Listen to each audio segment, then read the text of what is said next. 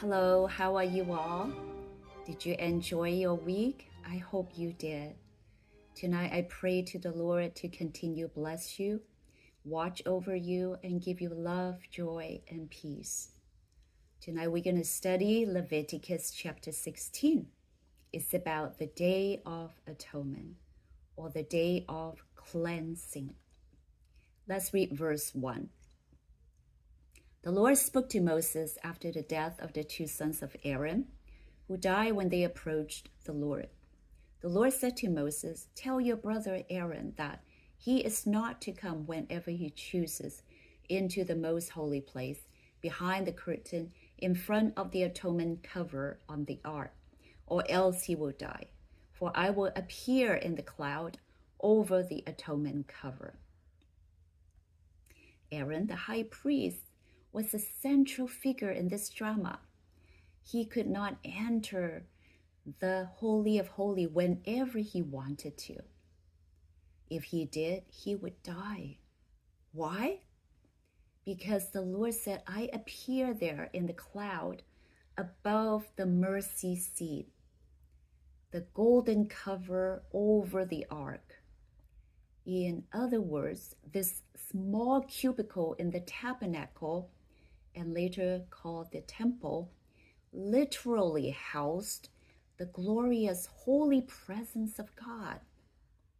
And according to verse 2 and also the book of Exodus, Moses was told that anyone who sees God will die. Aaron the high priest was permitted to enter this apartment of the sanctuary only once per year. Was it the tradition in their culture? Well, according to scholars, the other ancient Near East priests were required to enter the inner sanctum or inner compartment of the temple not once a year, but every day in order to take care and feed their gods. But the God of Israel is different. He is the provider and creator of all things, and he doesn't need the priest or anyone to feed him. Verse 3. This is how Aaron is to enter the most holy place. From verse 3 onward, it's going to talk about the procedure, how to observe the Day of Atonement. We will explain the process step by step, also about its meaning, and also how we can relate to it in the modern day. And the Day of Atonement, also called Yom Kippur, observed once a year, like I mentioned just now, and it is on the 10th day of the lunar month of Tishri, Jewish lunar calendar, and usually it's in the early autumn between September and October. Yom Kippur is at the conclusion of the 10 days of repentance that begins with Rosh Hashanah, which is the Jewish New Year's Day. On the first day of Tishri is this New Year's Day. The Bible refers to Yom Kippur as Shabbat Sabbaton, meaning Sabbath of solemn rest or Sabbath of Sabbaths. Because even though the holy day may fall on a weekday, it is treated as a Sabbath where there will be cessation of work and solemn worship. In fact, there's fasting on that day. So how does the modern Jew observe Yom Kippur? Modern day Jews observe Yom Kippur by primarily engaging in a 25 hours fast, abstaining from food and drink, attending lengthy synagogue services, and reflecting on their actions from the past year with the goal of seeking forgiveness from God. On this day, they refrain from activities like washing, wearing leather shoes, and engaging in marital relationships. The Jews spend the eve of Yom Kippur and the entire day in prayer and meditation. On the eve of that day, the Kol Nidre is recited. Famous for its beautiful melody, the Kol Nidre is a declaration annulling all vows made during the year. The vows that involves oneself only, not the vows that involves others. And the Day of Atonement concludes with the blowing of a shofar, which is a ram's horn, to mark the end of the fast and the beginning of a celebratory meal. And this is how the modern day Jews celebrate the Day of Atonement, or Yom Kippur. And Leviticus is a foundational text describing the process of purification, forgiveness, and reconciliation between God and the people. Before we get into the procedure, what is the meaning of the Day of Atonement? The Day of Atonement, or Yom Kippur, is a profound ceremony symbolizing God's mercy and the cleansing of people's sins. This day emphasizes themes of repentance, humility, and the acknowledgement that human imperfection requires divine forgiveness. The ritual aimed to reconcile the people with God, enabling them to live a right relationship with Him. What are the steps? It has several steps the high priest would undertake. Step number 1, the high priest went to the basin in the courtyard, removed his regular garments, washed himself, and went into the holy place, the first compartment in the tabernacle. He will put on the special garments for this special day. They are linen garments. Even the turban is made of linen. They are symbolic to holiness. Step number 2. After put on the linen garment, he went out to sacrifice a bull at the altar of burnt offering as a sin offering for himself and the other priests. Step number 3, and then he went back inside the tabernacle. This time he goes into the second compartment, the most holy place, with some of the bull's blood, with incense and with coals from the altar of burnt offering. The incense was placed on the burning coals, and then they'll create smoke, and the smoke of the incense would hit the ark from view. Why do we need the smoke to hide the ark? Remember, anyone who sees the glorious presence of God will die. 4th step. He then sprinkles some of the bull's blood on and in front of the mercy seat, which is the cover of the ark. The 5th step, he went outside the tabernacle and he cast lots for 2 goats to see which one is going to be sacrificed and which one is going to be the scapegoat. The 6th step, at the altar of burnt offering, the high priest would kill the goat for the sin offering. Who is it for? This is for the people. He will ask God to forgive the Israelites of their sin. And then for a second time, he would go into the most holy place, the second compartment of the tabernacle. This time he would bring the goat's blood and he would sprinkle it in front and on the mercy seat. 7th step, he returned to the holy place, which is the first compartment. He would sprinkle the goat's blood there too, symbolizing that he is removing from the sanctuary all Israelites' ritual impurities and moral faults accumulated at the sanctuary throughout the year. Remember, throughout the year, we mentioned that in the last few chapters, whenever they have any physical impurity, moral impurity, that they need to come to the sanctuary for sacrifice. And so throughout the year, there'll be a lot of impurities accumulated in the sanctuary.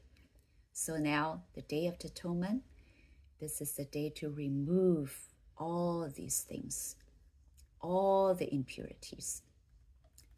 So now, after they sprinkle the goat's blood on the mercy seat and sprinkle in the first compartment, now the 8th step, the priest would go outside to the altar burnt offering. He also would sprinkle the blood of this goat and bull on this altar. So he would consecrate the altar from uncleanness of the Israelite.